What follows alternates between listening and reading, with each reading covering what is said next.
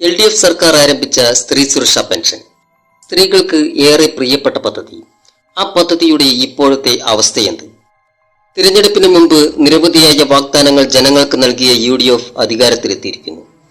വാഗ്ദാനങ്ങൾ പാലിക്കുന്നതിന്റെ ഭാഗമായി പ്രിയദർശിനി സൗജന്യ യാത്ര, അതായത് KSRTCയിൽ സ്ത്രീകൾക്കെല്ലാം സൗജന്യ യാത്ര അനുവദിക്കുന്ന പദ്ധതി ഏറെ വൈകിയാണെങ്കിലും അതിന്റെ ഉദ്ഘാടന കർമ്മം കഴിഞ്ഞിരിക്കുന്നു. അത് നടപ്പിലായിരിക്കുന്നു. പക്ഷേ ഒരു ചോദ്യം, മുൻ സർക്കാർ തുടങ്ങിവെച്ച സ്ത്രീ സുരക്ഷാ പെൻഷൻ എവിടെ? ഇത് കേരളത്തിലെ ഓരോ പാവപ്പെട്ട സ്ത്രീകളുടെയും മനസ്സിലെ ഉത്തരം കിട്ടാത്ത ചോദ്യമായി തുടരുകയാണ്. KSRTCയിൽ സ്ത്രീകൾക്ക് സൗജന്യ യാത്ര ആരംഭിച്ചെങ്കിലും വലിയ വിമർശനങ്ങളാണ് പദ്ധതിയുടെ നടത്തിപ്പുമായി ബന്ധപ്പെട്ട് ഉയരുന്നത്. ഇലക്ഷന് മുമ്പ് KSRTCയിൽ സ്ത്രീകൾക്ക് സൗജന്യ യാത്ര എന്നാണ് പറഞ്ഞിരുന്നതെങ്കിൽ ഭരണത്തിലെത്തിയപ്പോൾ സംസ്ഥാനത്തിന്റെ സാമ്പത്തിക പ്രതിസന്ധികളെ കുറിച്ചെല്ലാം ചർച്ചകളായി, ബാധ്യതയെക്കുറിച്ചുള്ള ചിന്തകളായി. ഇതൊന്നും നേരത്തെ അറിയില്ലായിരുന്നോ എന്നാണ് പ്രതിപക്ഷ പാർട്ടികൾ ചോദിക്കുന്നത്. KSRTCയിൽ സ്ത്രീകൾക്ക് സൗജന്യ യാത്ര എന്നാണ് പറഞ്ഞിരുന്നതെങ്കിലും അത് പിന്നീട് ഓർഡിനറിയിൽ സ്ത്രീകൾക്ക് സൗജന്യ യാത്രയായി മാറുകയായിരുന്നു. ജൂൺ 15 പദ്ധതി ഉദ്ഘാടനം ചെയ്യാനിരിക്കെ ജൂൺ 14 വരെ ഓർഡിനറിയായി ഓടിക്കൊണ്ടിരുന്ന ബസ്സുകൾ പലതും സിറ്റി ഫാസ്റ്റ് എന്ന സ്റ്റിക്കറുകൾ പതിക്കപ്പെട്ടു എന്നത് വലിയ വിമർശനങ്ങൾക്ക് വഴിവെച്ചു. ഇത് സ്ത്രീകളോടുള്ള വഞ്ചനയാണ് എന്നാണ് വിമർശനം. കിട്ടിയത് ലാഭം എന്ന് കരുതുന്നവരുമുണ്ട്. പക്ഷെ അപ്പോഴും സ്ത്രീ സുരക്ഷാ പെൻഷൻ എവിടെ? LDF സർക്കാർ ആരംഭിച്ച ഈ പദ്ധതി പ്രകാരം PHH അഥവാ പിങ്ക് റേഷൻ കാർഡ്, AIY അഥവാ മഞ്ഞ റേഷൻ കാർഡുകളിലെ കുടുംബാംഗങ്ങളായ സ്ത്രീകൾക്കാണ് പ്രതിമാസം 1000 രൂപ എന്ന രീതിയിൽ ലഭിച്ചുകൊണ്ടിരുന്നത്. മറ്റു ക്ഷേമ പെൻഷനുകളില്ലാത്ത 35 വയസ്സിനും 60 വയസ്സിനും ഇടയിലുള്ള പാവപ്പെട്ട വീടുകളിലെ സ്ത്രീകൾക്കാണ് ഈ ആനുകൂല്യം ലഭിച്ചിരുന്നത്. പുതിയ സർക്കാർ അധികാരത്തിലെത്തിയ ശേഷം അത് നിലച്ച മട്ടാണ്.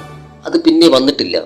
ഈ രണ്ട് പദ്ധതികളുടെയും ഗുണഭോക്താക്കൾ സ്ത്രീകൾ തന്നെയാണ് എന്നതിനാൽ അതിന് പകരമായാണ് ഓർഡിനറി ബസ്സുകളിൽ മാത്രം സൗജന്യ യാത്ര അനുവദിച്ചത് എന്ന സംശയം ബാക്കിയാവുകയാണ്.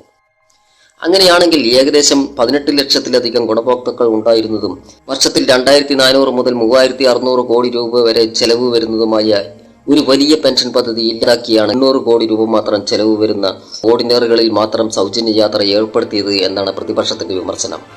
മുൻ സർക്കാർ ഫെബ്രുവരി മാർച്ച് മാസങ്ങളിലെ സ്ത്രീ സുരക്ഷാ പെൻഷൻ വിതരണം ചെയ്തിരുന്നു. തുടർന്നാണ് പുതിയ സർക്കാർ അധികാരമേറ്റത്. ഏപ്രിൽ മെയ് മാസങ്ങളിലെ തുക വിതരണവുമായി ബന്ധപ്പെട്ട ഫയലുകൾ ധനവകുപ്പ് മാറ്റിവെച്ചിരിക്കുകയാണ് എന്ന വിധത്തിലുള്ള വാർത്തകളാണ് പുറത്തുവരുന്നത്. ഈ വാർത്തകളിൽ കഴമ്പുണ്ടോ എന്ന് വരും ദിവസങ്ങളിലെ അറിയാൻ കഴിയുകയുള്ളൂ. സ്ത്രീ സുരക്ഷാ പെൻഷൻ UDF സർക്കാർ നിർത്തലാക്കും എന്ന തരത്തിലുള്ള വാർത്തകളും സോഷ്യൽ മീഡിയയിൽ പ്രചരിക്കുന്നുണ്ട്. ഗവർണറുടെ നയപ്രഖ്യാപനത്തിലും ഈ പദ്ധതിയെക്കുറിച്ച് പരാമർശമുണ്ടായില്ല എന്നതാണ് ഈ വാർത്തകൾക്ക് ചൂടുപിടിപ്പിച്ചത്. എന്തായാലും UDF സർക്കാർ അധികാരത്തിലേറിയതിനു ശേഷം സ്ത്രീകൾക്ക് ഈ ആനുകൂല്യം ലഭിച്ചിട്ടില്ല എന്നത് സത്യമാണ്. ഇനി എന്താകും ഈ പദ്ധതിയുടെ ഗതി എന്ന ചോദ്യമുന ഉയരുമ്പോൾ മറ്റൊരു വശം കൂടി ചിന്തിച്ചാൽ കടക്കണിയിലുള്ള സംസ്ഥാനത്തെ സംബന്ധിച്ചിടത്തോളം ചെലവ് ചുരുക്കുക എന്നത് തന്നെയാണ് രക്ഷ. അങ്ങനെ നോക്കുമ്പോൾ 2400 - 800 = 1400 കോടി രൂപയുടെ ചെലവ് വർഷത്തിൽ കുറയുന്നു എന്നത് ചെറിയ കാര്യമല്ല. അങ്ങനെ ചെലവുകൾ കൺട്രോൾ ചെയ്ത് മുന്നോട്ടു പോകാനാണ് UDF സർക്കാർ ഉദ്ദേശിക്കുന്നതെങ്കിൽ കേരളത്തെ വീണ്ടെടുക്കുക തന്നെ ചെയ്യുമെന്ന് നമുക്ക് പ്രത്യാശിക്കാം.